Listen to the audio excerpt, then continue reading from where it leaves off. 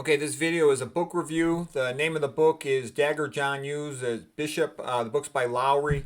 I just finished listening to the audiobook. It was a good book. I'd probably put it at about 3.5 stars out of 5. You know, I like Irish history, so I like all this stuff. John Hughes lived from 1797 to 1864, and some of the things that are interesting about it, it's at a time when the Irish were sort of rapidly growing in the United States, and they were very poor. Many of them had come to the United States where they were fleeing from the Irish famine in the 1840s, especially 1845 to about 1849.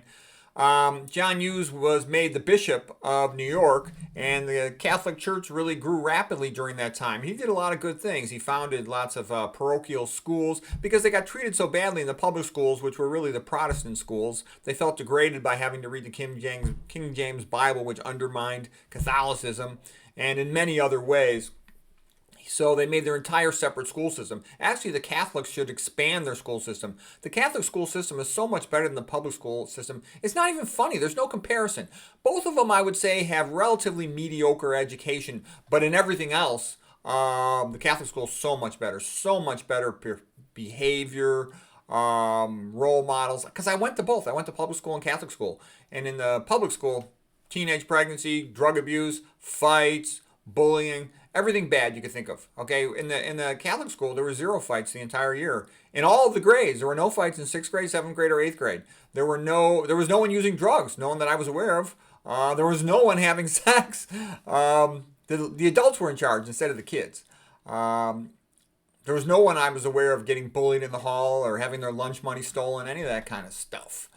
Okay, what else was interesting? He got called Dagger John because it was Catholic practice to make a sign of the cross, draw the cross in front of your signature, so someone said that looked like a dagger, and he had an assertive personality, okay? He personified the idea of the fighting Irish. I mean, he did everything he could to help the Catholics, the Irish and the Italians and the other ones, have a better life in New York. They were overall real poor immigrants at that time. There were far more Catholics than Italians, gosh, thousands times more. I mean, I don't know the exact numbers off the top of my head. I know there was about 5,000 in New York of the Italians, whereas there's hundreds of thousands of Irish.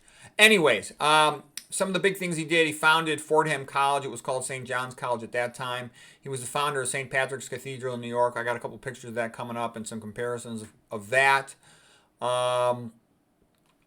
I wish there were more alternate school systems so you could have a good place to put your kids. He founded seminaries, orphanages, and homeless shelters, Magdalen shelters for prostitutes trying to turn their lives around. And what I got out of this is that the world, America, would be much better off if the church took care of all these things: homeless shelters, orphanages, seminaries, because they're all based on trying to really help people rather than playing games.